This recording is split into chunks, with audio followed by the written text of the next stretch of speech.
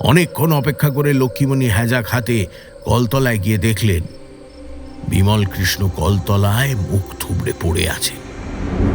ঘাটটা সামান্য উল্টে আছে, চোখের মনি দেখা যাচ্ছে না, আর অকুত ভয়ে সাঁতরামশাইয়ের সারা মুখে একটা সাংঘাতিক ভয় পাওয়ার ছাপ।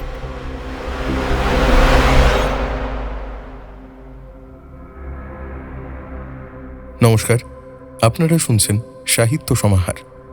সাহিত্য সমাহারে আজ ভয়ের ছয়লাভ সিরিজের দ্বিতীয় নিবেদন, লেখক শ্রী অভীক সরকারের কলমে ভবতারণ চাটুর্যে এবং আগমবাকির সিরিজের গল্প প্রেত চক্ষ।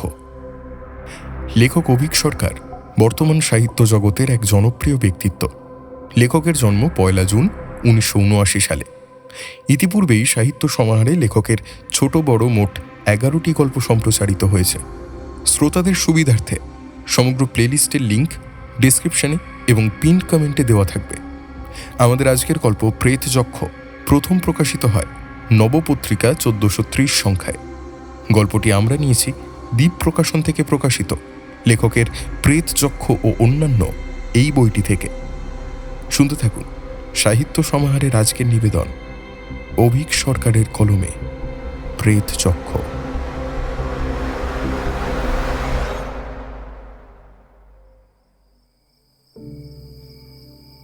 বিশু একটা নতুন মোটরসাইকেল কিনেছে, এই খবর চাউর হতেই ক্লাবের আমরা সকলে মিলে তাকে ধরে বসলাম খাওয়ানোর জন্য।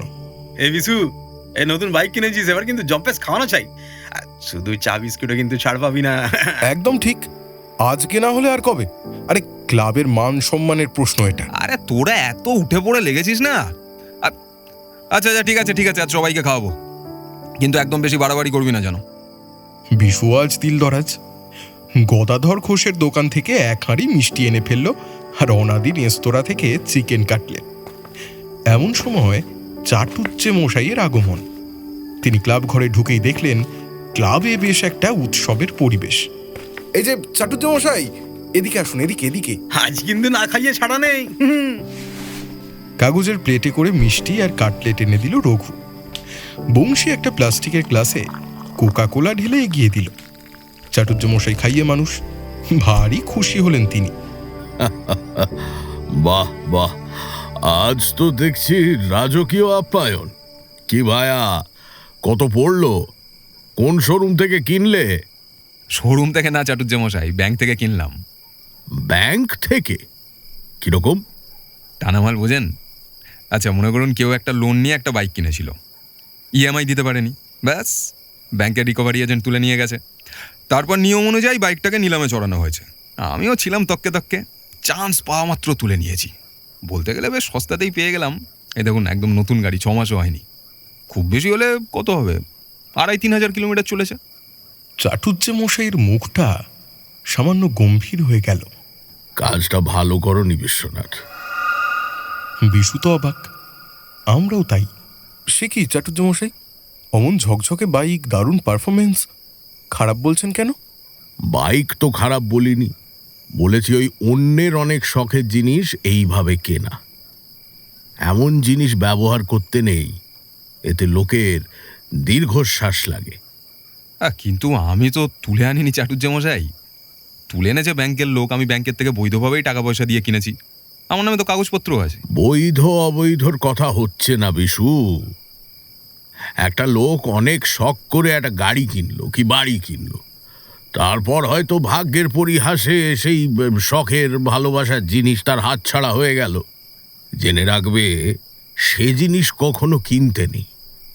ভালোবাসার টান বড় সাংঘাতিক টান হে, বিষিয়ে গেলে ও জিনিস জীবন ছাড়খাড় করে দিতে পারে। চাটুর্যে মশাই, এ নিয়ে ভালো কোনো গল্প আছে নাকি স্টকে? থাকলে ঝটপট বার করুন না। আছে তো বটেই, শুনতে হলে চুপটি করে বসো। আর একটু নুন চিনি শরবত দিতে বলো তো হে, এই গরমে আর চা পোষাচ্ছে না। মুহূর্তের মধ্যে ক্লাবের ছেলেপিলেরা চাটুর্যে মশাইকে ঘিরে বসে পড়লাম। চাটুর্যে মশাইও গলা খাঁকারি দিয়ে তাঁর গল্প শুরু করলেন। হ্যাঁ, তো যা বলছিলাম, আমি তখন পড়াশোনা শেষ করে এদিক ওদিক ঘুরে বেড়াচ্ছি, আর চাকরির চেষ্টা করছি, কিন্তু কিছুতেই কিছু হচ্ছে না। হওয়ার অবশ্য কথাও ছিল না, আমার তখন মঙ্গলের মহাদশায় কেতুর অন্তর্দশা চলছে।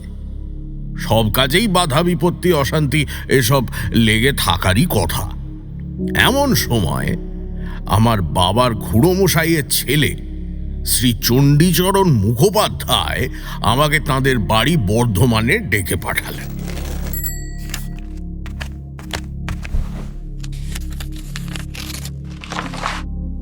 প্রিয় ভব, সস্নেহ সম্ভাষণ গ্রহণ করিবে। অনেক দিন হইল তোমার সহিত সাক্ষাৎ বা পত্রালাপ নাই। ইহাতে মনে এক প্রকার অভাববোধ জন্মিয়াছে। এই কারণেই তোমাকে এই পত্র লিখিতেছি। আমার একটি বিশেষ প্রয়োজন উপস্থিত হইয়াছে। আমার একান্ত ইচ্ছা যে জীবদ্দশায় একটি উইল প্রণয়ন করিয়া আমার 3 পুত্রের মধ্যে সম্পত্তি সুবিন্যস্তভাবে বন্টন করিয়া যাইব। ইহা সম্পর্কীয় কিছু লেখাপড়ার কাজ এবং উকিলের সহিত প্রয়োজনীয় আলোচনা করিবার জন্য একজন শিক্ষিত ও বিশ্বস্ত ব্যক্তির সহায়তা অত্যাবশ্যক হইয়াছে। আমাদের পরিবারে তুমি প্রথম গ্র্যাজুয়েট বলিয়া তোমার প্রতি এই দায়িত্ব অর্পণ করিতে ইচ্ছুক হইয়াছি। অতএব তোমার নিকট বিনীত অনুরোধ, তুমি যেন অতি সত্বর আমাদের বর্ধমান জেলার মেমারির নিকটবর্তী গ্রামে অবস্থিত বাসভবনে উপস্থিত হও। এখানে কয়েকদিন অবস্থান করিলে তোমার যথোচিত আদর আপ্যায়নের কোনো অভাব হইবে না, ইহা নিশ্চয় করিয়া বলিতেছি। তদুপরি তোমার এই সহায়তার প্রতিদানে কিছু অর্থপ্রাপ্তির সম্ভাবনাও রহিয়াছে, ইহাও গোপন রাখিলাম না। অতএব বিলম্ব না করিয়া শীঘ্রই আগমন করিবে বলিয়া আশা রাখিলাম। ইতি তোমার স্নেহাশিষার্থী শ্রী চণ্ডীচরণ মুখোপাধ্যায়। অবশ্য বর্ধমান বলতে টাউন ঠিক নয়, মেমারির কাছে এক গ্রাম। ওখানে কয়েকদিন থেকে ঢালাও আদর যত্ন পাওয়ার লোভ তো ছিলই, তার উপর চণ্ডী কাকা ইঙ্গিত দিলেন কিছু অর্থপ্রাপ্তিও ঘটার সম্ভাবনা আছে। আমি যেন অতি সত্বর রওনা হয়ে যাই। তো সেবার ছিল এমনই এক গ্রীষ্মকাল। কয়েকদিন ধরে সূর্যদেব যেন আগুন ঢালছিলেন ধরিত্রীর ওপরে। দুপুরে রাস্তায় বেরোলে মনে হতো কলকাতা যেন এক মৃত নগরী। রাস্তাঘাট পুরো ফাঁকা, কুকুর অবধি দেখা যেত না, আর রোদের ঔজ্জ্বল্যে চোখ ধাঁধিয়ে যেত। কবিগুরুর ওই রৌদ্রময়ী রাত্রির উপমাটা যে কত সুপ্রযুক্ত সেটা হাড় মজ্জায় টের পেত।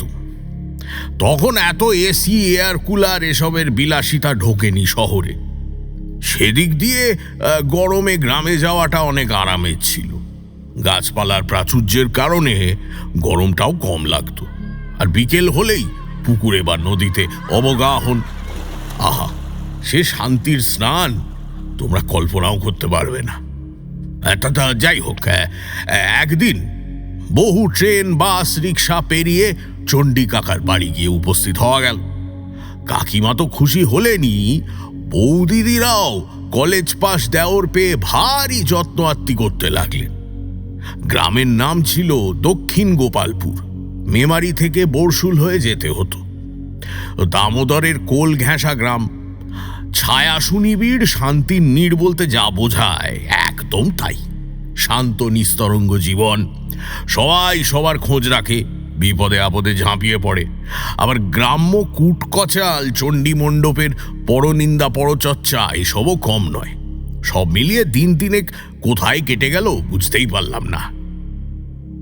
চতুর্থ দিনে একটা আশ্চর্য ঘটনা ঘটল। সেইখান থেকেই আমাদের কাহিনী সূত্রপাত।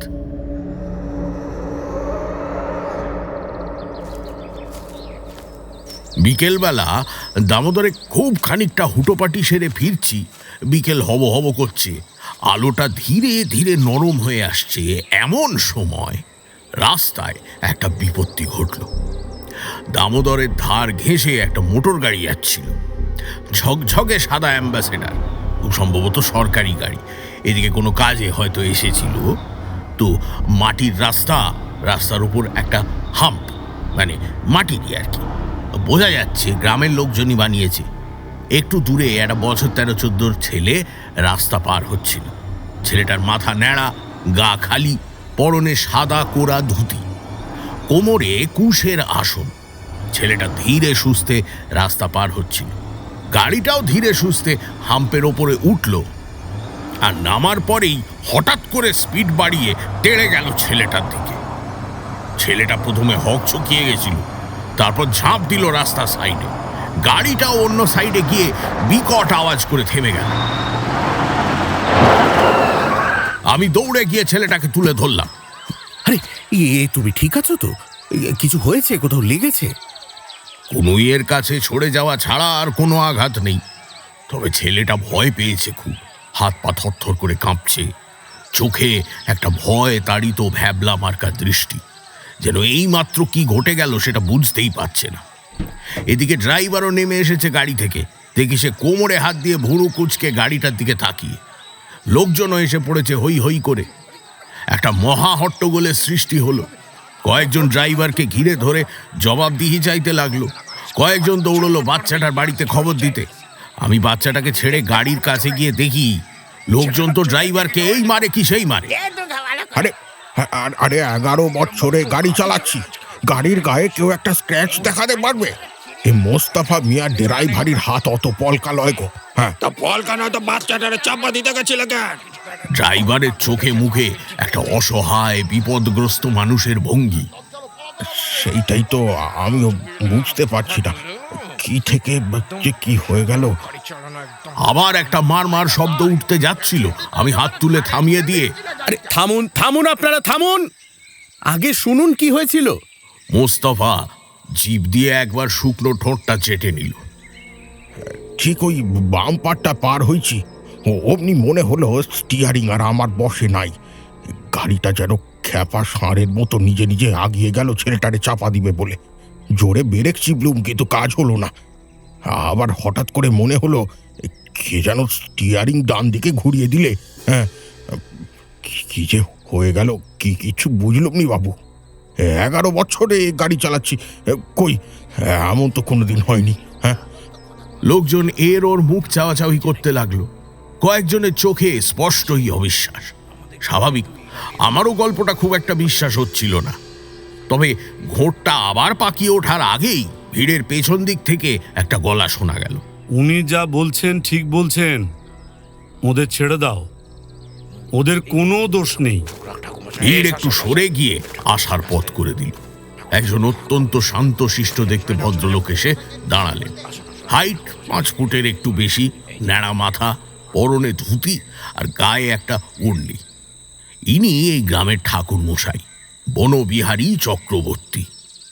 লখাইকে ওর মায়ের কাছে দিয়ে এসো কেউ, আর বলো ঠাকুরমশাই বলেছেন ও যেন পরের অমাবস্যা অবধি বাইরে না বেরোয়।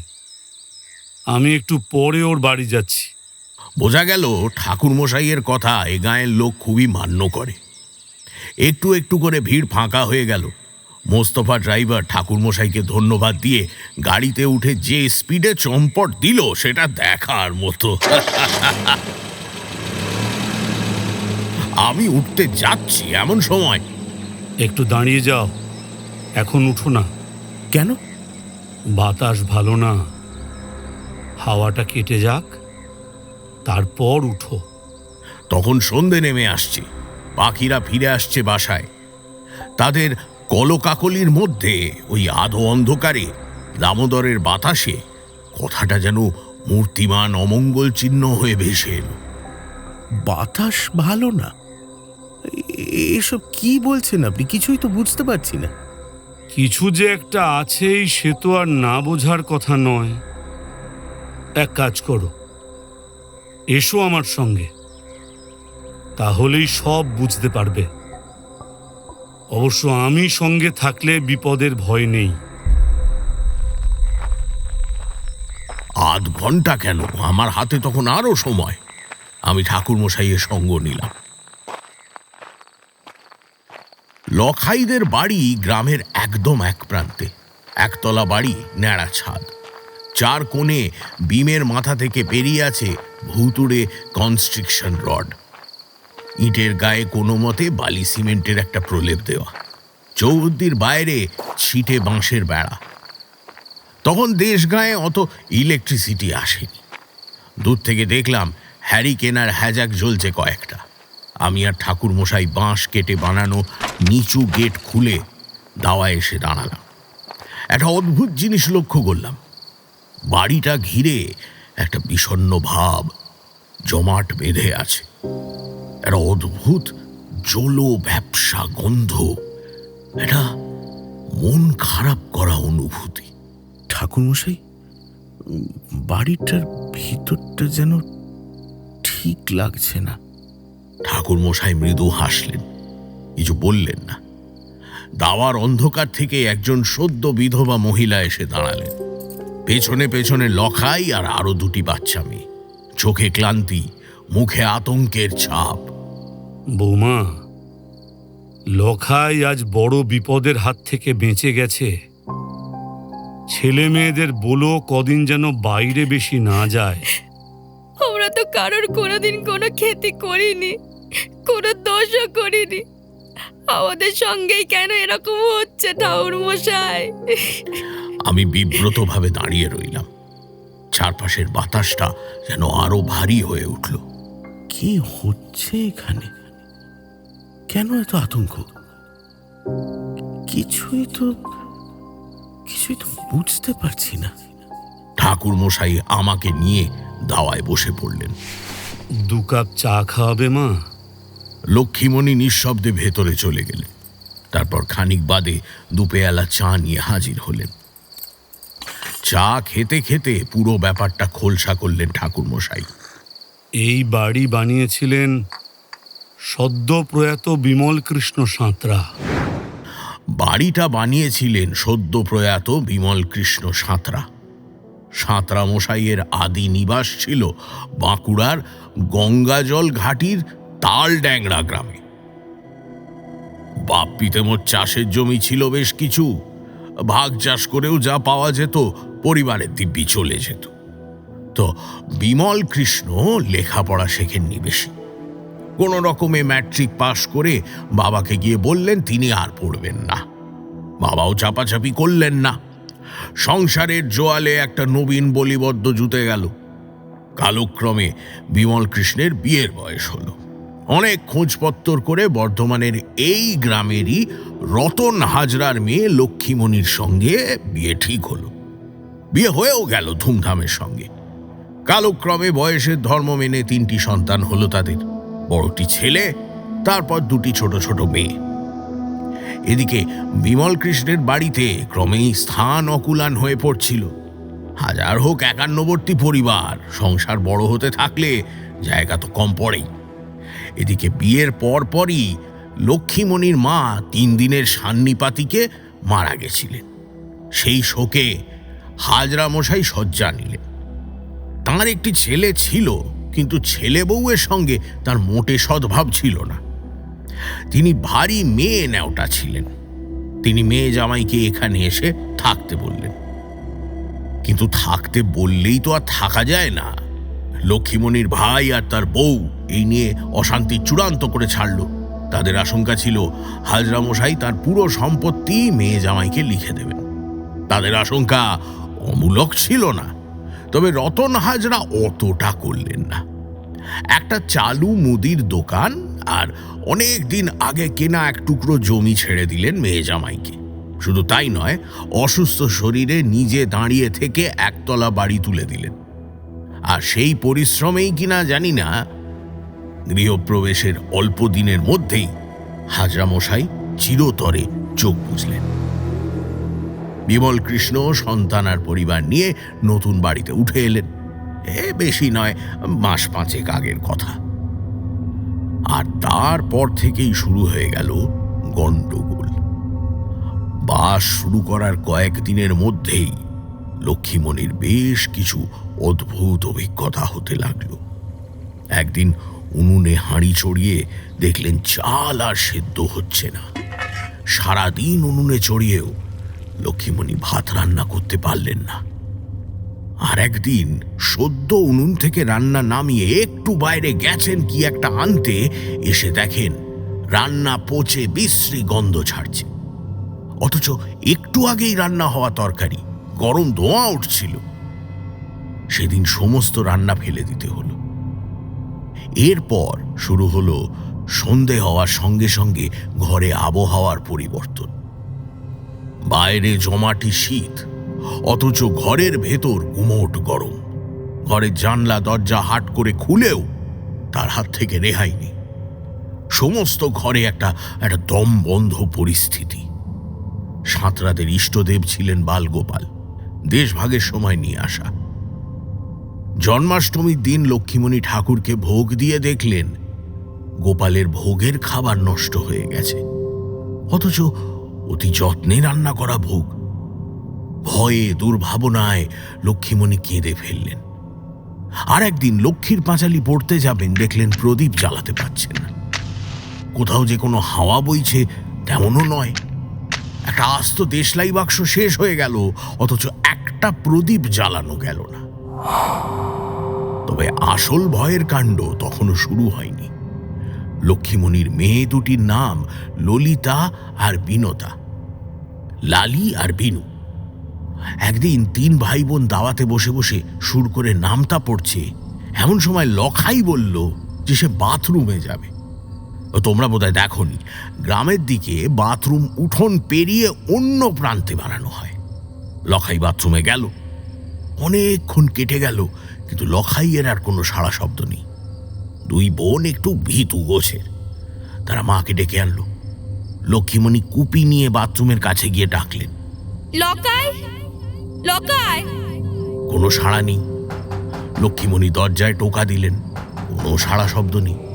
দরজা ঠেলে দেখলেন দরজা ভেতর থেকে বন্ধ। লকাই, লকাই, কি হলো তোর? সাড়া দিচ্ছিস না কেন বাবা? ঠিক সেই সময় মা, মা, পিছনে দেখো মা। লক্ষ্মীমণি তরিতে ঘুরে দেখলেন কোনো অলৌকিক উপায়ে লখাই সদর দরজা দিয়ে ভেতরে ঢুকছে, কিন্তু উল্টো দিকে হেঁটে। আর হাঁটাটা কেমন যেন প্রাণহীন জড়বস্তুর মতো, যেন একটা পুতুল হেঁটে আসছে। দেখে ভয়ে আর আতঙ্কে লক্ষ্মীমণির প্রাণ উড়ে গেল। তিনি দৌড়ে গিয়ে ছেলেকে জড়িয়ে ধরলেন। লখাই যেন একটা ঘোরের মধ্যে ছিল। একবার চটকা ভেঙে মায়ের দিকে চাইল, তারপর কাপড়ের পুতুলের মতো এলিয়ে পড়ল মায়ের কোলে। এরপর লখাইয়ের এলো ধুম জ্বর। টানা প্রায় 5 দিন ছেলে অচৈতন্য হয়ে পড়ে রইল। লক্ষ্মীমণি ক্রমাগত কাঁদতে থাকলেন আর ঠাকুরকে ডেকে গেলেন। সেই ডাকের জোরেই কি না জানি না, 5 দিনের দিন সকালে আপনা থেকেই লখাইয়ের জ্বর ছেড়ে গেল। সেদিন ছিল অমাবস্যা, আর সেই রাতে লক্ষ্মীমণির সংসার শূন্য হয়ে গেল। এখানে বাড়িটার একটা বর্ণনা দেওয়া প্রয়োজন। একতলা বাড়িটা ছিল গ্রামের এক প্রান্তে। বাড়ির পেছন দিকে বাঁশবন, বাঁশবন পেরিয়ে একটা মজা ডোবা। ডোবার ওপারে বেশ খানিকটা খোলা জমি, লোকে বলে ভুলোর মাঠ। মাঠ পেরিয়ে গাঁয়ের একমাত্র শ্মশান, দামোদরের পাড় ঘেঁষে। লোকজন পারতপক্ষে সন্ধ্যের পর ভুলোর মাঠের দিকে হাঁটে না। বিমল কৃষ্ণ পরিশ্রমী লোক ছিলেন। শ্বশুরের কাছ থেকে প্রাপ্ত মুদির দোকানটি নিয়ে তা সারা দিন কেটে যেত। তার উপর নতুন জায়গা, নতুন খরিদ্দার, সবকিছু বুঝে নিতেও তো একটু সময় লাগে। দোকান বন্ধ করে বিমল কৃষ্ণ যখন ফিরতেন তখন রাত হয়ে যেত। পাড়া গাঁয়ে রাত 8টা মানে গভীর রাত। সন্ধ্যের একটু পরেই চারিদিক নিঝুম হয়ে যেত। রাস্তাঘাটে ঝিঁঝি পোকার ডাক ছাড়া কিচ্ছু শোনা যেত না। সাঁতরা মশাই একটা সাইকেলে করে ফিরতেন। সামনে একটা কার্বাইডের ল্যাম্প জ্বলত। দূর থেকে বাড়ির দাওয়ার হ্যাজাক জ্বলছে দেখতে পেতেন। সেদিন সাঁতরা মশাই এসে হাত পা ধুয়ে দাওয়ায় বসেছেন। লালি আর বিনু ভেতরের ঘরে অসুস্থ দাদার দেখাশোনা করছে। লক্ষ্মীমণি এসে হাওয়া করতে করতে সব কথা স্বামীর কানে তুললেন। বিমল কৃষ্ণ গম্ভীর মানুষ ছিলেন, কিছুই বললেন না। চুপচাপ রাতের খাবার খেয়ে কলতলায় হাত মুখ ধুতে গেলেন। লক্ষ্মীমণি এঁটো বাসন সরিয়ে রাখলেন, দাওয়া মুছে রাখলেন। ছেলে মেয়েদের খাওয়া আগেই হয়ে গেছিল, মশারি টাঙিয়ে তাদের শোয়ার ব্যবস্থা করতে লাগলেন। স্বামী ফিরে এলে তিনি নিজে খেতে বসবেন, যেমন রোজ হয়। কিন্তু বিমল কৃষ্ণ ফিরলেন না। অনেকক্ষণ অপেক্ষা করে লক্ষ্মীমণি হ্যাজাক হাতে কলতলায় গিয়ে দেখলেন বিমল কৃষ্ণ কলতলায় মুখ থুবড়ে পড়ে আছেন। ঘাটটা সামান্য উল্টে আছে, চোখের মনি দেখা যাচ্ছে না, আর অকুত ভয়ে সাঁতরামশাইয়ের সারা মুখে একটা সাংঘাতিক ভয় পাওয়ার ছাপ।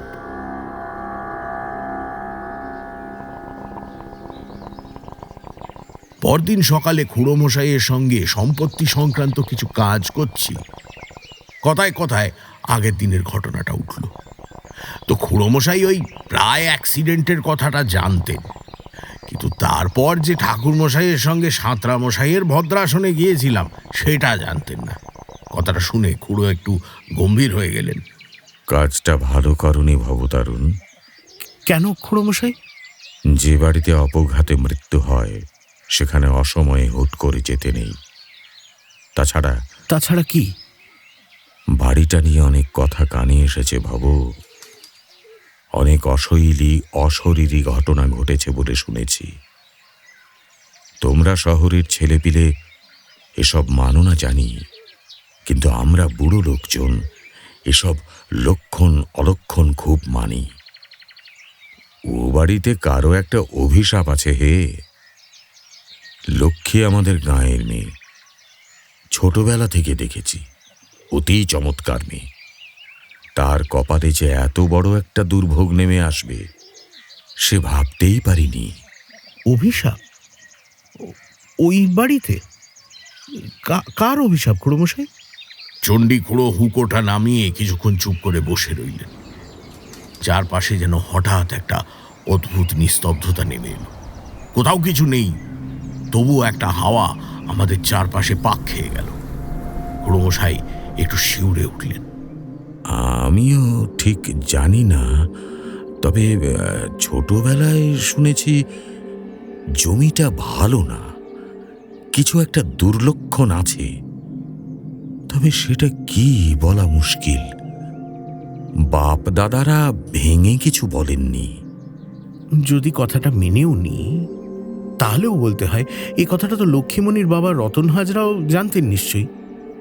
তা সত্ত্বেও তিনি জমিটা কিনলেন কেন? হ্যাঁ, জমিটা রতন কেনেনি, উত্তরাধিকার সূত্রে পাওয়া সম্পত্তি। তবে রতন নিজেও কিনতে পারত, ভারী ডাকাবুকো মানুষ ছিল সে। তাছাড়া ঘোর বৈষয়িক লোক, এসব অভিশাপ টভিশাপে বিশেষ বিশ্বাস করত না। আর তাতেই তার কাল হলো। এই এলাকার জমিদার ছিলেন দিগম্বর মিত্র। এককালে মিত্রদের দাপটে বাঘে গরুতে এক ঘাটে জল খেত। আজ থেকে প্রায় 60 বছর আগে দিগম্বর মিত্রর কাছ থেকে জমিটা কেনেন রতনের বাবা রাম হাজরা। ইচ্ছে ছিল ওখানে একটা বাড়ি বানাবেন, কিন্তু জমিটা কেনার পর থেকেই নাকি হাজরা পরিবারে একের পর এক অশান্তি নেমে আসে। রতনের মা ছিলেন ভারী লক্ষ্মীমন্ত মানুষ, তিনি এসব আচার বিচার খুব মানতেন। তিনি বলেন জমিটা বেচে দিতে, কিন্তু জমি জিরেত ভারী জটিল জিনিস, ওভাবে আলু পটলের মতো ঝট করে কেনা বেচা যায় না। এদিকে বদনামও রটে গেছে, তাই জমিটা পড়েই রইল। শেষে একদিন দেখি রতন দাঁড়িয়ে থেকে ওই জমিতে বাড়ি তুলছে। বলল মেয়ে জামাই এসে থাকবে। আমি আর কিছু বলিনি, তবে আশঙ্কা করেছিলাম এই নিয়ে কিছু একটা অনর্থ হবেই। আরো কিছু জিজ্ঞেস করতাম, কিন্তু তার আগেই দেখি ঠাকুরমশাই বনবিহারী বাবু উঠোনে এসে দাঁড়ালেন, সঙ্গে আরো একজন লোক। এই যে চণ্ডীবাবু, একজন পুরনো আলাপিকে সঙ্গে নিয়ে এলাম। আমাদের গ্রাম দেখতে এসেছেন, ভাবলাম আপনার সঙ্গে দেখা করে যাই। খুড়োমশাই শশব্যস্ত হয়ে উঠে দাঁড়ালেন। আরে কি সৌভাগ্য! আসুন আসুন আসুন আসুন। বৌমা, বৌমা, ঠাকুর মশাই এসেছেন। ছোট বৌমনি দুটো মোড়া এনে রাখলেন। আমরা বসে পড়লাম। বৌমা, বৌমা, চা আর মুড়ি দিয়ে যাও তোমা। ইনি মৈত্র মশাই। গেলবার গয়া গেছিলাম, তখনই ট্রেনে আলাপ। সেই থেকে চিঠি চাপাটিতে যোগাযোগ ছিলই। শুনলাম এবারের গরমটা নাকি গ্রামে কাটাতে চান, সঙ্গে সঙ্গে চিঠি লিখে আনিয়ে নিলুম। কি মৈত্র মশাই, ঠিক বলছি তো? বনবিহারীবাবুর মতো সৎ এবং পরোপকারী বন্ধু পাওয়া ভাগ্যের ব্যাপার। তিনি যে আমাকে ডেকেছেন সে আমার পরম সৌভাগ্য। আমি লোকটিকে ভালো করে লক্ষ্য করলাম। সাধারণ গড়পড়তা বাঙালির মতোই দেখতে, 40-45 বছর বয়স হবে। পরনে সুতির শার্ট আর টেরিকটের প্যান্ট, পায়ে একটা স্যান্ডেল। কানের কাছে চুলে পাক ধরেছে, কিন্তু ত্বক এখনো সতেজ, টান টান। তবে সবচেয়ে বেশি চোখে পড়ার মতো চোখ দুটো। একই সঙ্গে বুদ্ধি আর করুণার এমন মিশ্রণ খুব কম চোখেই দেখা যায়। খুড়োমশাই একটু ঝুঁকে জিজ্ঞেস করলেন, মৈত্রমশাইয়ের বাড়ি কোথায়? আদিবাড়ি নবদ্বীপে, তবে কাজে কর্মে সারা ভারতবর্ষই ঘুরে বেড়াতে হয়। অবরে সবরে দেশে আসি। এবার মনে হলো অনেকদিন গ্রাম বাংলা দেখা হয়নি। তা বনবিহারী বাবুকে সে কথা জানাতেই উনি প্রায় জোর করেই টেনে আনলেন। খুব ভালো করেছেন, খুব ভালো করেছেন। এখানে তো খুব বেশি বাইরের লোক আসে না। এই আপনাদের মতো কেউ এলে বেশ দেশ বিদেশের খবর পাওয়া যায়। তা তামাক চলে তো? হ্যাঁ, একটু আধটু চলে। ভদ্রলোককে আমার বেশ ইন্টারেস্টিং লাগছিল। তোমরা তো জানোই আমার দেশ বিদেশে ঘুরে বেড়াবার শখ ছিল এককালে। কার্যগতিকে সেটা হয়ে ওঠেনি। সেই থেকেই পর্যটক গোত্রের লোকজনের প্রতি আমার একটা টান আছে। তাছাড়াও লোকটার মধ্যে কি যেন একটা অদ্ভুত আকর্ষণী ক্ষমতা ছিল। একবার দেখলে নির্নিমেষে চেয়ে থাকতে ইচ্ছে করে। আর ওই কথা সে কথার পরে চা তামাক খেয়ে দুজনে উঠে পড়লেন। একদিন কিন্তু আমার এখানে আপনাদের দুটি অন্ন গ্রহণ করতে হবে। কোনো না শুনবো না কিন্তু। নিশ্চয়ই নিশ্চয়ই। মৈত্র মশাই তো এখন দিন চারেক এখানেই আছেন। তাহলে আগামীকাল দুপুরে যদি একটিবার পদধূলি দেন। তা বেশ, তা বেশ। মৈত্র মশাইয়ের যদি আপত্তি না থাকে, কি বলেন মৈত্র মশাই? বেশ, তাই হোক। দুজনের সঙ্গে আমিও উঠে পড়লাম। লোকটার সঙ্গ ছাড়তে ইচ্ছে করছিল না। বনবিহারী বাবু আমাকে উদ্দেশ্য করে বললেন, চলো হে, তোমরা তো শহরের লোক, আসল গ্রাম কাকে বলে চলো ঘুরিয়ে দেখাই। সে গ্রাম আমি গত 3 দিন ধরেই দেখছি, তবে সে কথা আর বললাম না। তিনজনে মিলে হাঁটতে হাঁটতে গ্রামের অনেকটা ঘুরে ফেললাম। ততক্ষণে মৈত্রমশাই আমার কাকা হয়ে উঠেছে। আমি খুঁড়ো বলতে গেছিলাম, উনি হেসে ফেললেন। খুড়ো মশাই শুনলেই কেমন যেন অশীতিপর বয়োবৃদ্ধ মনে হয় ভব। তুমি বরং আমাকে কাকা বলেই ডেকো। হাঁটতে হাঁটতে শ্মশানের দিকটা এলাম। কাকা দেখলাম কি সব বিড়বিড় করছে। ভূমি সংস্থিতা ভূতের মন্ত্র আওড়াচ্ছেন নাকি? ভয় করছে? শ্মশানে ভয় কিসের ভবতারণ? রাজা থেকে ভিক্ষুক, মহাত্মা থেকে পাপী, সাধু থেকে ভোগী, সবারই শেষ আশ্রয়স্থল এই শ্মশান। এখানে পাপ পুণ্য সমস্ত কৃতকর্মের বোঝা নামিয়ে জীবাত্মা মিলিত হন পরমাত্মার সঙ্গে। শ্মশান অতি পুণ্যস্থান। শ্মশানে এলে চিত্তশুদ্ধি হয়। কথাগুলো শুনে বড় ভালো লাগলো। তাছাড়া কারো কারো কথা বলার মধ্যেও এমন একটা ধীর স্থির শান্ত ভঙ্গি থাকে যে শুনলেই বিশ্বাস করতে ইচ্ছে করে। শ্মশান ঘুরে ভুলোর মাঠ ধরলাম। বৈশাখের খড় দুপুর, মাথার ওপর সূর্যদেব যেন আগুন ঝরাচ্ছেন, চারিদিক তেতে পুরো একসা।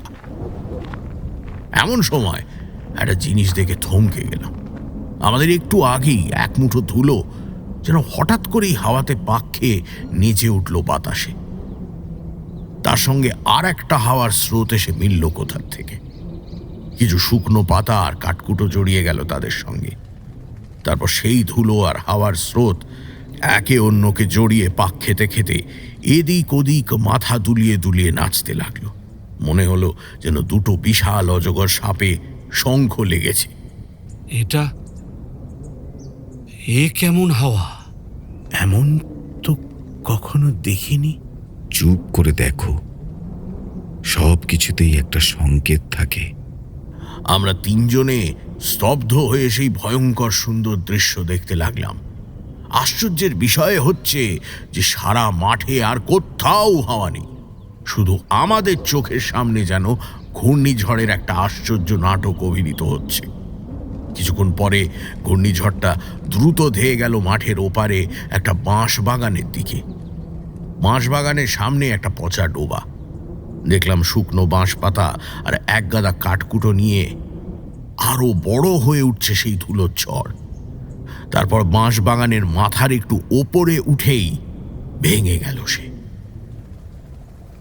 আমাদের বুকের ভেতরে জমে থাকা নিঃশ্বাস যেন ধীরে ধীরে বেরিয়ে এলো। হঠাৎ করেই শেষ হয়ে গেল। না, এমনটা তো সচরাচর হয় না। এতক্ষণ তিনজনেই চুপ ছিলাম। প্রথম কথা বললেন কাকা। বাঁশবাগানের ওপারে কি আছে? গ্রামেরই এক বাসিন্দার বসত বাড়ি। আমাকে ওখানে নিয়ে যেতে পারেন?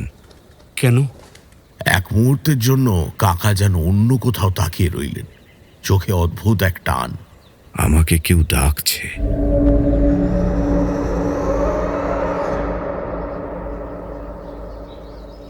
বসেছিলাম লক্ষ্মীমণির বাড়ির দাওয়াতে।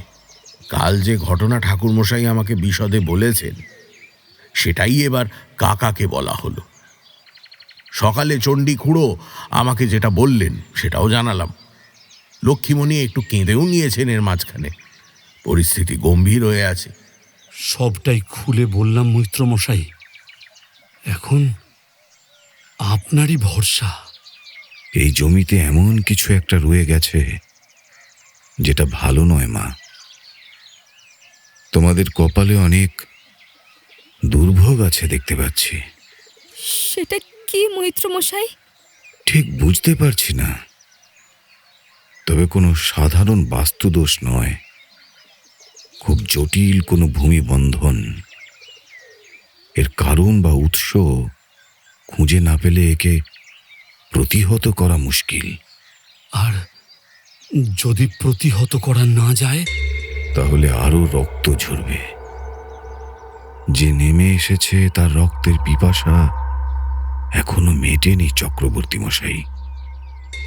আরো শিকার ধরার জন্য সে ওঁত পেতে আছে। তৃপ্ত না হওয়া পর্যন্ত সে একের পর এক বলি নিয়েই যাবে। কথাগুলো শুনে যেন চারপাশের বাতাসও ভারী হয়ে উঠল। আমরা সবাই স্তব্ধ হয়ে বসে আছি।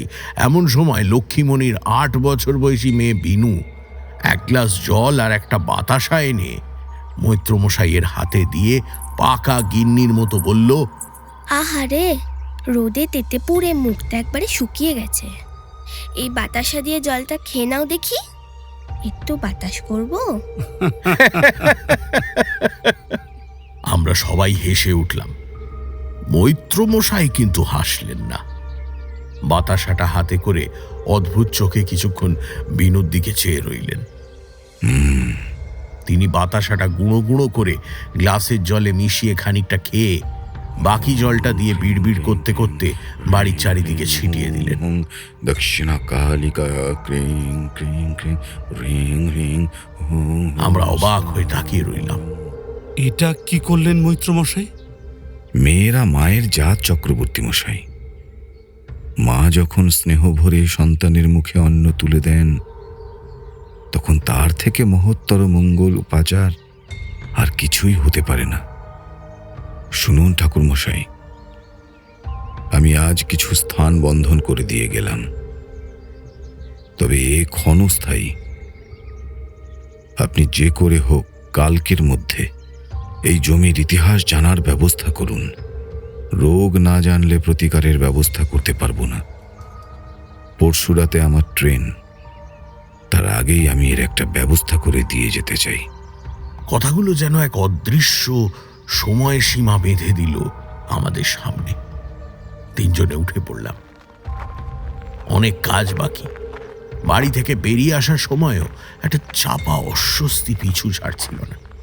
আসার পথে কাকাকে শুধু একটাই কথা জিজ্ঞেস করলাম, ধুলোর ঝড় তুলে কে আপনাকে ডাকছিল কাকা?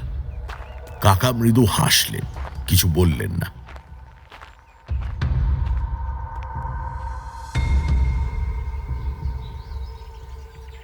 ইতিহাস তো বলতে পারবো না বাবা।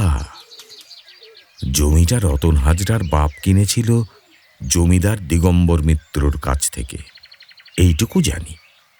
তার আগে জমিটা কার ছিল সে কথা তো জানি না।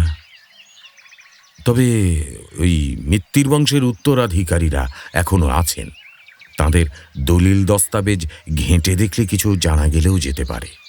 চণ্ডী খুঁড়ো চিন্তিত মুখে বলে চলেছিলেন। আমার সঙ্গে ঠাকুরমশাই ছিলেন।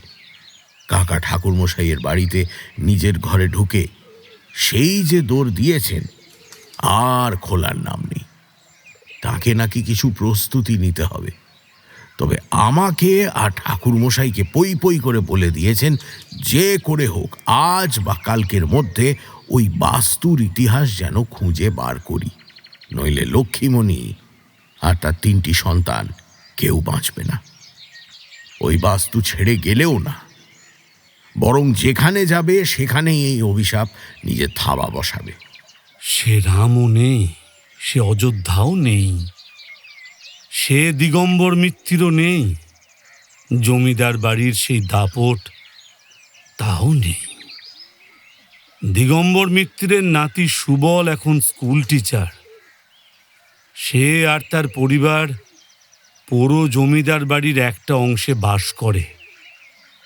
তাদের জমিদারির দস্তাবেজ খুঁজে দেখাবার মতো কেউ অবশিষ্ট আছে বলে আমি তো জানি না।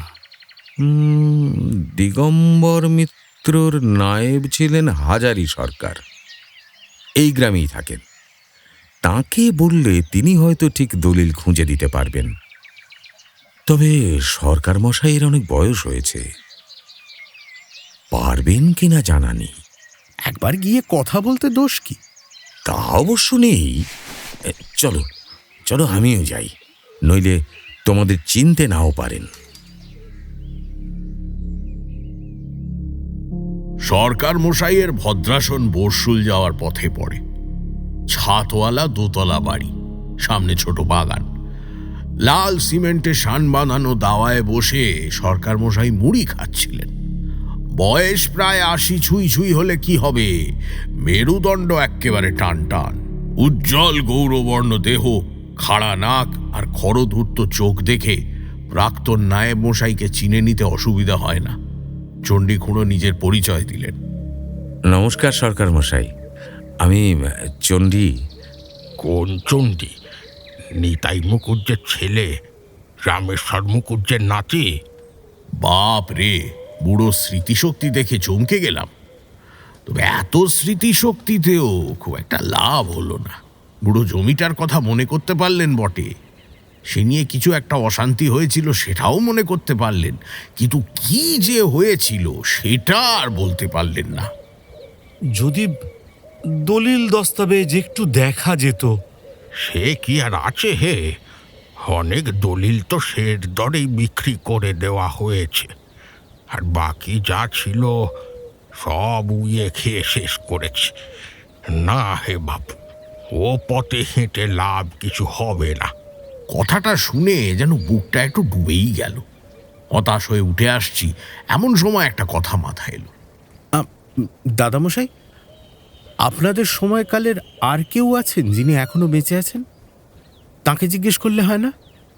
দাদা মশাই ডাক শুনে বুড়ো সরকার মশাই বিষপ্রসন্ন হলেন।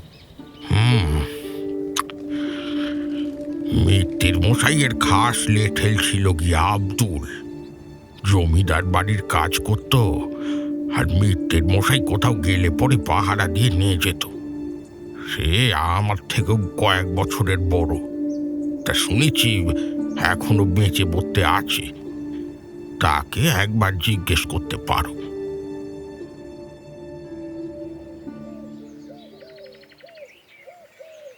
আব্দুলের বাসস্থান যে গ্রামে, তার নাম বাজে সালেপুর। যখন পৌঁছলাম তখন বিকেল। আব্দুল শেখ উঠোনে চাটাই বিছিয়ে বসে নাতি নাতনিদের সঙ্গে কাঁচা আম মাখা খাচ্ছিলেন। এই বয়সেও বেশ শক্ত সমর্থ শরীর, আবলুস কাঠের মতো গায়ের রং, ন্যাড়া মাথা আর সাদা দাড়িতে ভদ্রলোককে বইয়ের পাতা থেকে উঠে আসা চরিত্র বলে মনে হওয়া স্বাভাবিক। কার্যগতিকে দেখা গেল আব্দুল মিয়ার মনে আছে সবই, কিন্তু সব কথাই ঐতিহাসিক রেফারেন্স টেনে শুরু করেন। যেমন, তা দাদাজানের বয়স কত হলো? সেই যেবারে প্রথম বড় যুদ্ধ লাগলো। আবার ছোট ছেলে জন্মালো কবে জিজ্ঞেস করতেই সেই যেবারে সুভাষ বাবু রেঙ্গুন অব্দি চলে এলেন না। অনেক কষ্টে ইতিহাসের অনেক মাইল ফলক পেরিয়ে আসল প্রসঙ্গে এলাম। বুড়ো শোনামাত্র বলে, ভুলোর মাঠের ওই সামনের জমিটা তো, এই পেছনে বাঁশ বাগান আর মস্ত ডোবা আছে। হ্যাঁ হ্যাঁ, সেই জমি। তবে ডোবাটা আর মস্ত নেই, এই যা। ওই ডোবা থেকে কই মাছ ধরিছিলুম সেই যেবারে লাল বাহাদুর শাস্ত্রী যুদ্ধে জিতলেন, সেইবারের কথা। দাদাজান, ও সব পরে শুনবো। আগে বলুন, জমিটা কার ছিল আর দিগম্বর মিত্রর হাতে এলো কি করে? আরও বেশ কিছু আগড়ম বাগড়ম শোনার পর অবশেষে আসল কথা শুরু হলো। তখন ওই শ্মশান আর ভুলোর মাঠ সংলগ্ন এলাকা ঘিরে ছিল একটা বাঁশ বন। জায়গাটার কুখ্যাতি ছিল খুব। এমনকি ওই দিনের বেলাতেও পারত পক্ষে ওই রাস্তা কেউ মারাতো না। রাত বিরেতে কেউ মরলে পরে অন্তত 10-12 জন মিলে দল বেঁধে শ্মশানে পোড়াতে যেত। একদিন ভিন গাঁ থেকে নয়, একটা ডাকাবুকো লোক এসে জমিদার বাবুকে পেন নাম ঠুকে দাঁড়ালো। ছোটখাটো চেহারা, এক মাথা ঝাঁকড়া ঝাঁকড়া চুল, গাল ভরা দাড়ি, আর পরনে লাল রঙের কাপড়। সে এসে বলল তার নাম নাকি কি যেন, হ্যাঁ, কালী কিঙ্কর ভট্টাচ, বাঁকড়োয় বাড়ি। সংসারে অশান্তি বলে সব ছেড়ে ছুড়ে এইখানে চলে এসেছে। বাবুর কাছে বসবাস করার জন্য কিছু জমি চাইল। বাবু খুব হুঁশিয়ার আর হিসেবি লোক ছিলেন, তো তিনি কোনো বাস্তু জমি দিলেন না। ওই বাঁশ বন দেখিয়ে লোকটাকে বললেন পারলে সে যেন ওই বন কেটে বসত বানিয়ে নেয়। কিছু টাকাও দিলেন ঋণ হিসেবে, আর 2 কামলা দিতে চাইলেন বাঁশ বন কেটে সাহায্য করার জন্য। কিন্তু লোকটা বলল, আর কাউকে চাই না, আমি একাই যথেষ্ট। শুনে আমরা মুখ টিপে হাসলুম। তবে লোকটা কিন্তু তার কথা রেখেছিল। সপ্তাহ 2 মধ্যেই দেখি বাঁশ বন ঝোপ জঙ্গল কেটে সাফ করে দিব্যি একটা একচালা ঘর বানিয়ে নিয়েছে। জমিদার বাবুকে পেন নাম ঠুকে গেল। আমরা তো অবাক। লোকটা দানো টানো পোষে নাকি? একদিন জমিদার বাবু বিকেলে হাওয়া খেতে বেরিয়েছেন, সঙ্গে আমিও আছি। বাবু বললেন, আব্দুল, চল তো দেখে আসি লোকটা কিরকম বাড়ি বানিয়েছে। আমি রাস্তাটা চিনত, পথ দেখিয়ে নিয়ে গেলুম। বাবু তো বাড়ি দেখে তাজ্জব। কোথায় সেই বাঁশ বন? লোকটা সব কেটে কুটে দিব্যি একটা ঝকঝকে টকটকে বাড়ি বাইনে ফেলেছে। সামনে পরিষ্কার উঠোন, একেবারে নিকোনো দাওয়া। শুধু বাড়ির পেছনে একটুখানি বাঁশ বন রেখে দিয়েছে, আর ওই ডোবাটা। বাবুর মুখ একেবারে গম্ভীর হয়ে গেল।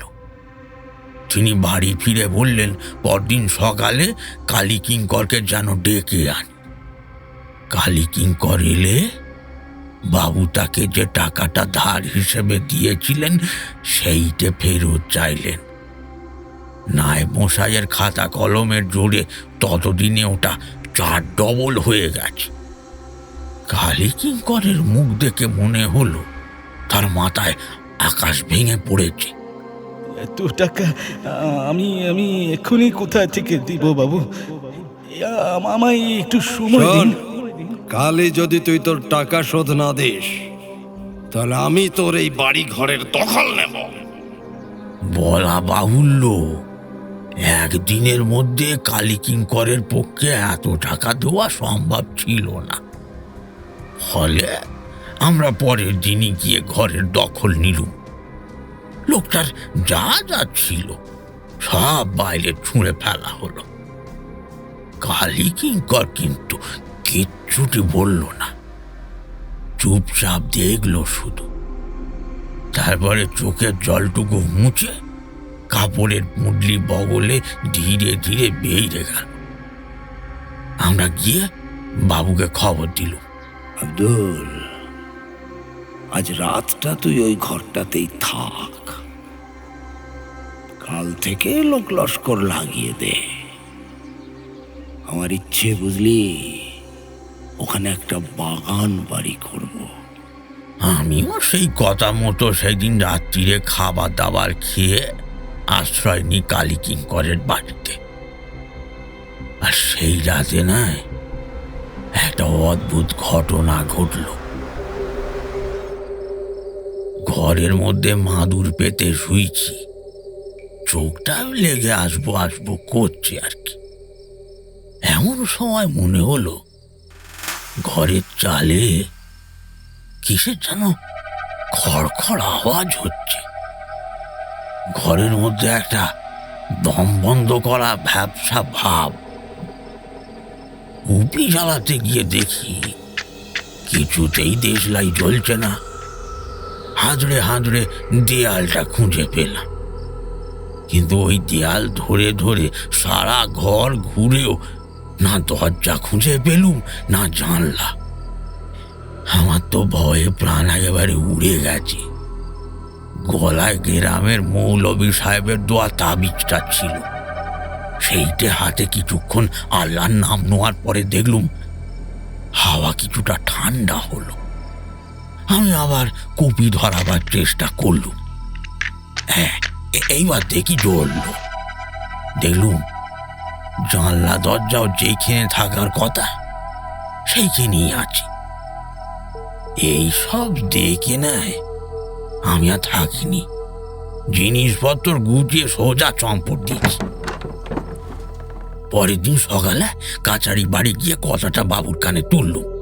শোন, এখন আর ওখানে কিছু করার দরকার নেই, বুঝলি না? বাগান বাড়ি না অন্য কিছু। আর শোন, এই কথাটা কাউকে জানানোর দরকার নেই। তারপর শুনি জমিটা বাবু ওই রাম হাজরাকে বেচে দিয়েছেন। তারপরে আমিও ভুলে গেছি, আর সবাইও ভুলে গেছে। এই আজ আপনারা এলেন বলে এতদিন বাদে সব মনে পড়ল। দেখ কেন বাবু, ওখানে কি হয়েছে?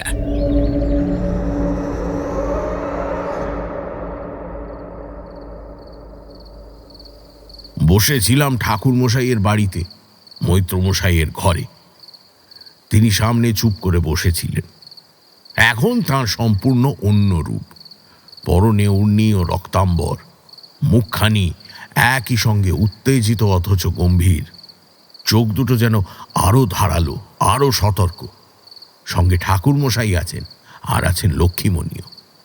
আমি কাকার দিকে তাকিয়ে একটু এগিয়ে বসলাম। বুকের ভেতরটা কেমন চাপা অস্বস্তিতে ভরে উঠেছিল। ব্যাপারটা একটু খুলে বলবেন কাকা? মানে কি হচ্ছে কিছুই তো বুঝতে পারছি না। কি আর বলবো ভব, মায়ার অভিশাপ হে। ভালোবাসার অভিশাপ। কি জানো তো ভব, অসহায় মানুষের হা হুতাশ, হাহাকার বড় ভয়ঙ্কর জিনিস। সে না চাইলেও তার কান্না আর দীর্ঘশ্বাস বাতাসে গুমড়ে গুমড়ে কাঁদতে কাঁদতে একদিন বিষধর সাপের মতো ফনা তুলে দাঁড়ায়। কালী কিঙ্কর খুব সম্ভবত বড় সাধক ছিলেন। তিনি কোনো অভিশাপ দেননি বটে, কিন্তু তার ফেলে যাওয়া চোখের জলটুকুই আজ সর্বগ্রাসী সর্বনাশী অভিশাপের রূপ নিয়েছে। একটা ছোট্ট কাঁচা মাটির ঘরের জন্য এত বড় অভিসম্পাত? ভুল করছেন ঠাকুরমশাই, ভুল। ঘর মানে তো শুধু একটা কাঁচা মাটির আস্তানা নয়, ঘর মানে ভালোবাসা। মানুষ তো শুধু চারটে দেয়াল আর একটা ছাদ ভালোবাসে না, নিজের এক টুকরো সংসার, নিজের শখের বাগান, বারান্দার কোণের রোদ, পোষা কুকুর বিড়াল, নিজের মতো করে একটুখানি বাঁচা, এই সবটুকুই ভালোবাসে। আর সেই ভালোবাসা যদি কোনো কারণে উৎখাত হয়ে যায়, তাহলে তার ওই কান্না জড়ানো মায়াটুকু লেগে থাকে তার সঙ্গে। সে জিনিস বড় ভয়ঙ্কর জিনিস। অন্ধকারের প্রতিষেধক আলো, ঘৃণার প্রতিষেধক ভালোবাসা। কিন্তু আলোর প্রতিষেধক কি ঠাকুরমশাই? ভালোবাসার অভিশাপ আটকায় কিসে? জেনে রেখো ভব, কাউকে তার ভালোবাসার বাস্তু থেকে গায়ের জোরে অন্যায়ভাবে উৎখাত করলে ভয়ানক দোষ ঘটে। বাস্তুহারা মানুষের চোখের জল বড় সাংঘাতিক অভিশাপ। প্রাণদায়ী মধু যেমন কোনো গতিকে পচে গেলে মারাত্মক বিষ হয়ে ওঠে, এও তেমনি। সেই বাস্তু আর ভোগ করা যায় না। কি হয় কাকা? তাতে প্রেত যক্ষের নজর লাগে। যে বা যারা সেই বাস্তু ভোগ করার চেষ্টা করে, প্রেত যক্ষ তাদের তিলে তিলে কষ্ট দিয়ে মারে, যতক্ষণ না সেই বাস্তু আবার মনুষ্য শূন্য হয়। এবার আমার কি হবে ঠাউর? ছেলে মেয়ের হাত ধরে কোথায় গিয়ে দাঁড়াবো? আমার তো আর বাপের বাড়িতেও ঠাঁই হবে না, আর আর ওনার দেশের বাড়িতেও আমাদের আর মুখ দেখাবার কোনো উপায় নেই।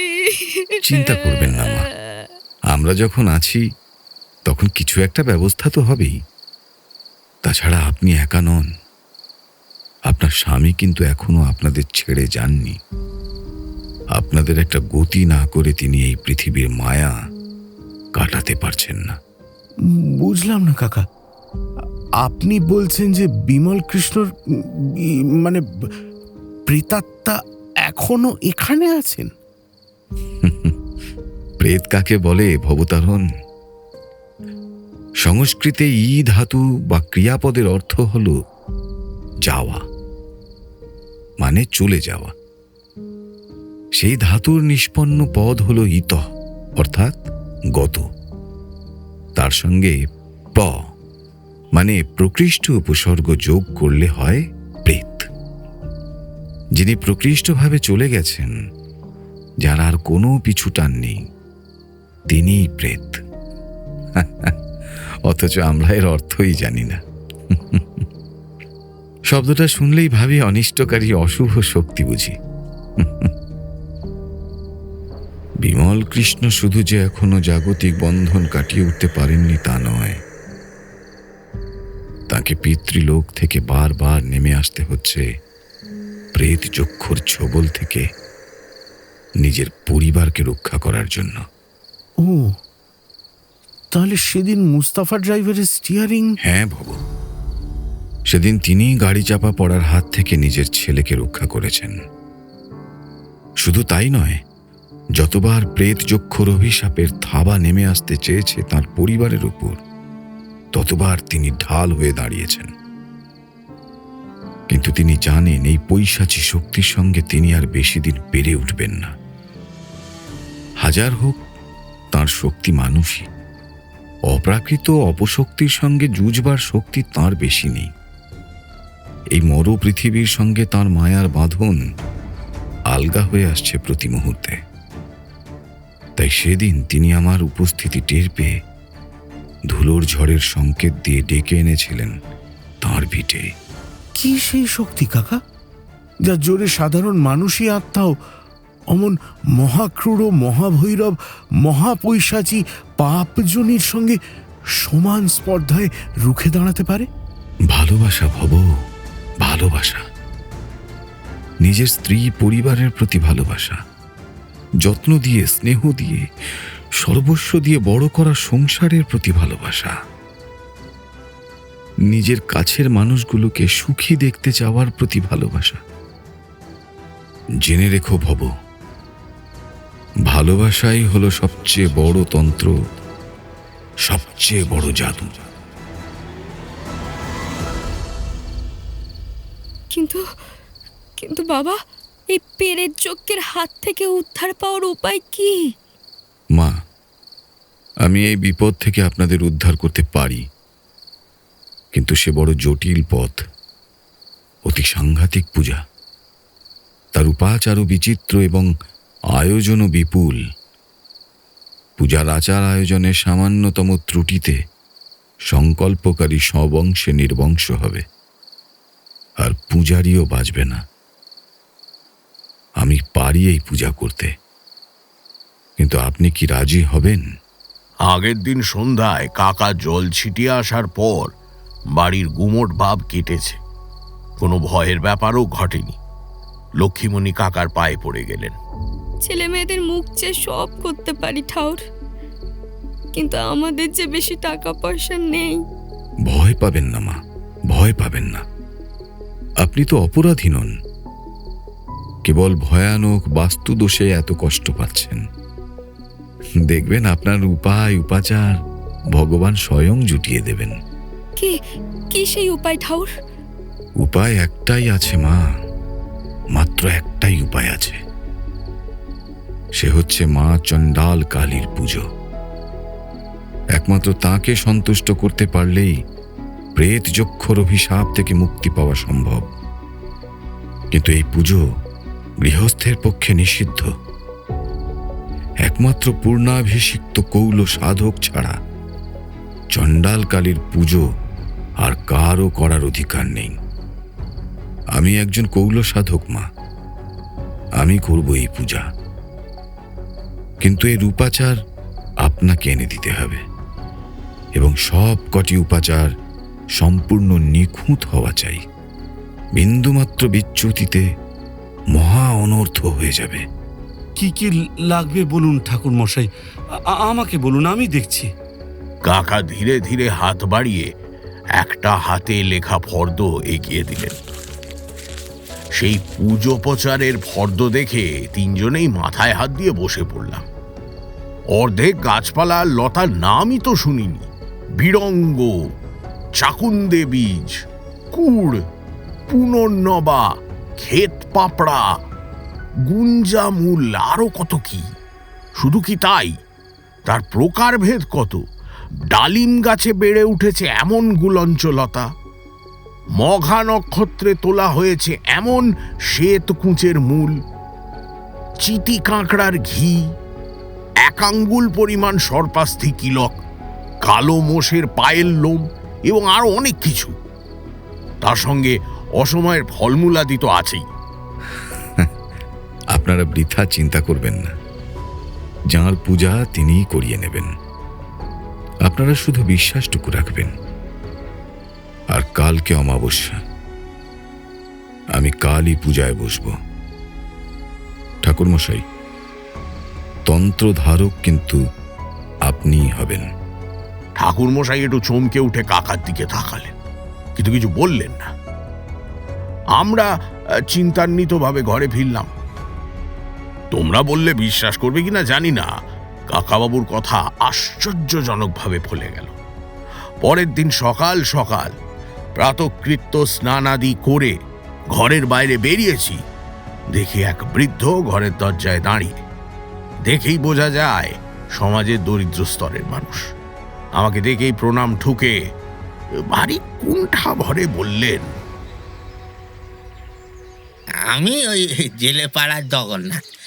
তা বাবু, শুনলাম আপনাদের নাকি চিটি কাঁকড়ার ঘি চাই, কি যেন পুজোয় লাগবে। সে আমার কাছে ছিল গো বাবু, একটুখানি নিয়ে এসেছি। হাজার হোক বাবার পুজো তো, সবার ভালো হবে বটে, তবে পুজোটা যেন দেখতে পাই বাবু। ভগবানের পূজা দর্শনে সবার অধিকার, ভক্তের তো সর্বাগ্রে। কিন্তু সে কথা বলার আগেই দেখি এক প্রৌঢ় দম্পতি ঢুকছেন। এসে ভূমি প্রণত হয়ে বললেন, আমরা বৈদ্যানি গো বাবু, শুনলাম যে তোমরা নাকি সাপের হাড় খুঁজতেছ। হেটা দেখো দেখি চলবাক নাকি। বলতে বলতেই সঙ্গে রাখা ঝুলি থেকে বার করে আনলেন বিশাল বড় এক সর্পাস্থি কিলকের মালা। আমি অবাক হয়ে দাঁড়িয়ে আছি, কি হচ্ছে চারিদিকে। ঠিক তখনই দেখি ঠাকুর মশাই বেড়া ঠেলে ঢুকছেন। তার মুখে স্পষ্ট বিহ্বলতা, পেছনে লম্বা লাইন, আর সেই লাইনে দাঁড়ালো লোকেদের হাতে ছোট বড় বিভিন্ন ঝুড়ি। এসব কি হচ্ছে ভবতারণ? আমি উত্তর দেওয়ার আগেই চোখ চলে গেল সেই সব ঝুড়ির দিকে, আর আমি আশ্চর্য হওয়ার শেষ প্রান্তে পৌঁছে গেলাম। তোমরা তো জানো, অলৌকিক জিনিসে এমনিতেই মানুষের আগ্রহ বেশি। তার উপর সেকালে গ্রামেগঞ্জের নিস্তরঙ্গ জীবনে এসব ঘটনা ঘটা মানে চারিদিকে হই হই পড়ে যাওয়া। কিন্তু কি করে যে এক রাতের মধ্যে লোকমুখে খবর ছড়িয়ে পড়ল, সে আমার কাছে আজও এক রহস্য। স্তম্ভিত হয়ে দেখলাম ঠাকুরমশাইয়ের সঙ্গে যারা এসেছেন তারা প্রত্যেকেই কিছু না কিছু পুজো প্রচার হাতে করে নিয়ে এসেছেন, কেউ খালি হাতে আসেননি। আর আরো আশ্চর্যজনক ব্যাপার, এক জিনিস দুজনে আনেননি। এমন অলৌকিক ঘটনা জীবনে দুটি দেখিনি ভাই। সবাই বলছে তারা নাকি লোকমুখে কালী পুজোর কথা শুনে এসেছে। সবাই সে পুণ্য ফলের এক কোনা অংশ চায়। আমি অজান্তেই হাত দুটো বুকের কাছে জড়ো করে ফেললাম। মায়ের কৃপা ছাড়া এ কি সম্ভব?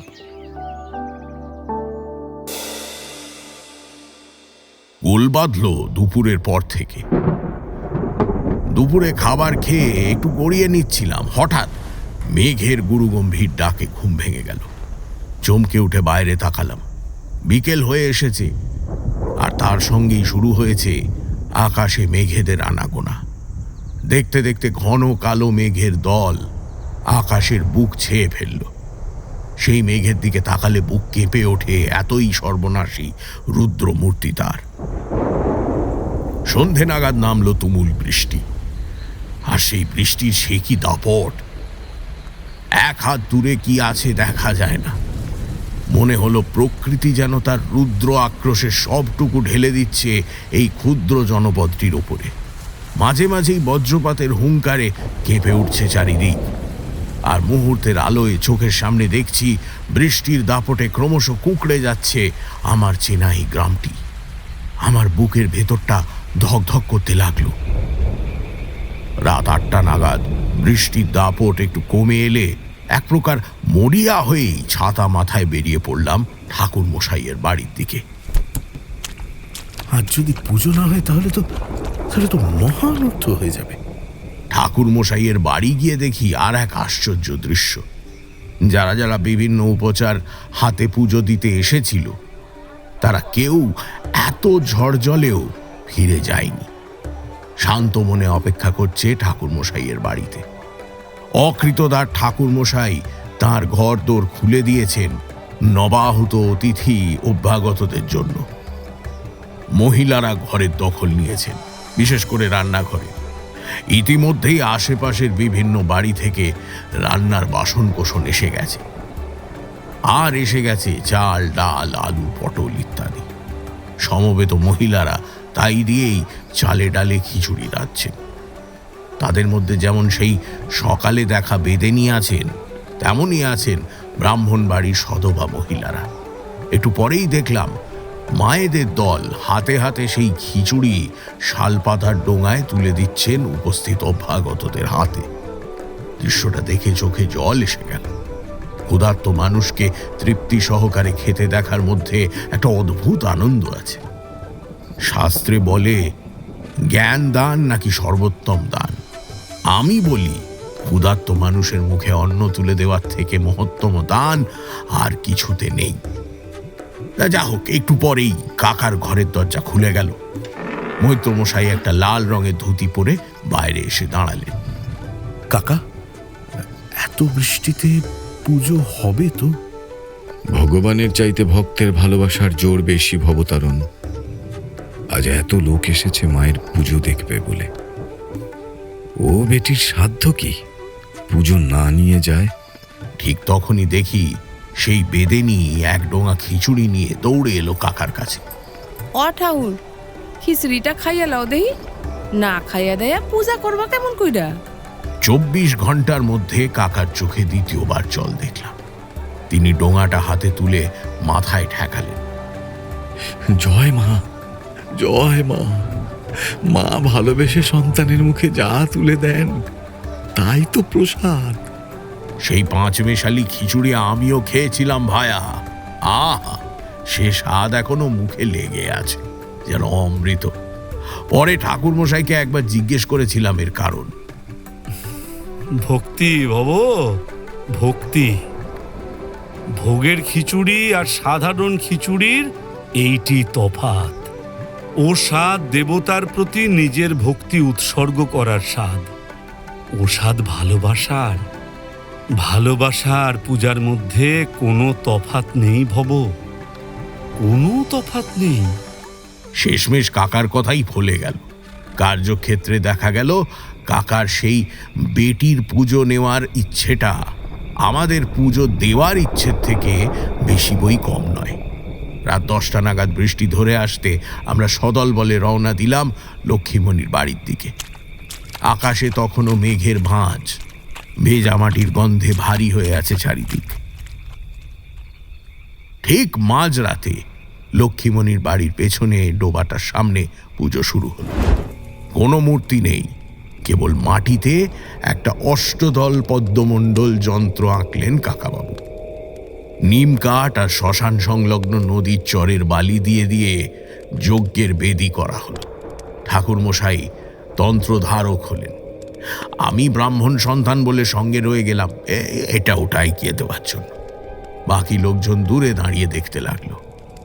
কাকা শুধু আর দুজনকে ডেকে নিলেন, চিতি কাঁকড়ার ঘি আনা সেই বৃদ্ধ জেলে আর সর্পাস্থি কিলক আনা বেদেকে। তাঁরা দুজনে জবুথবু হয়ে দাঁড়ালেন। কাকা প্রথমে ঋষিন্যাস, তারপর করাঙ্গন্যাস এসব শেষ করে পুজোয় বসলেন।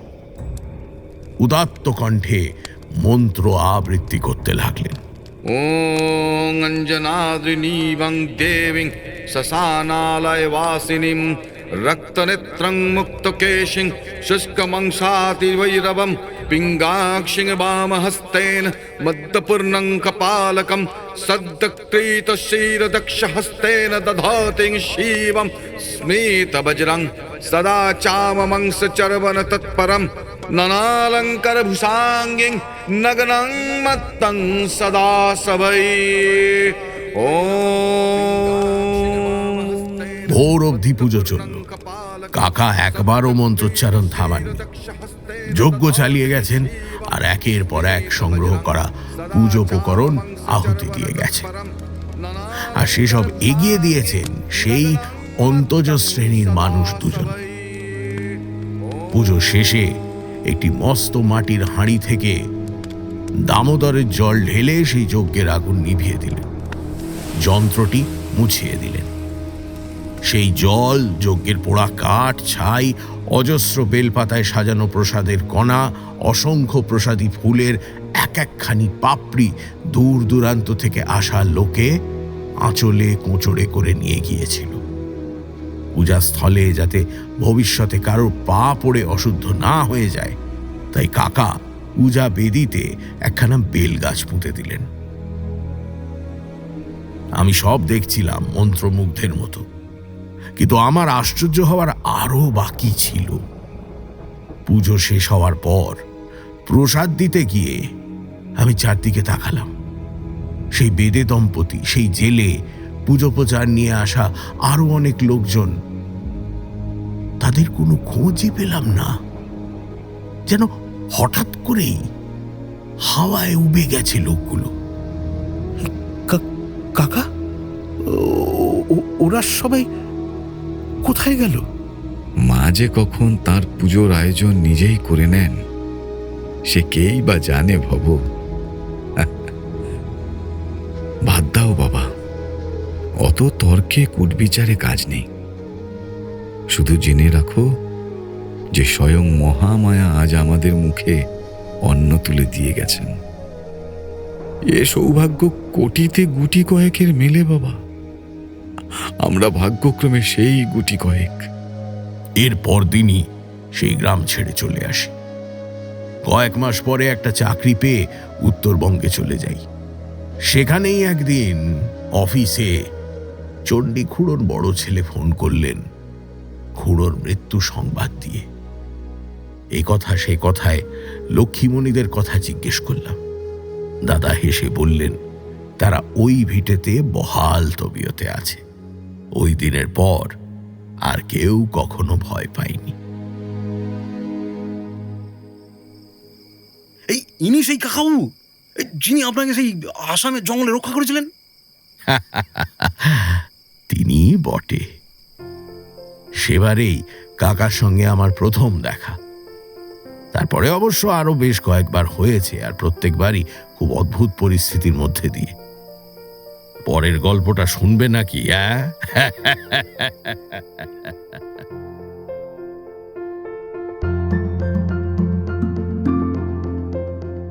শুনছিলেন সাহিত্য সমাহারের বিশেষ নিবেদন, লেখক অভিক সরকারের কলমে প্রেত চক্ষ।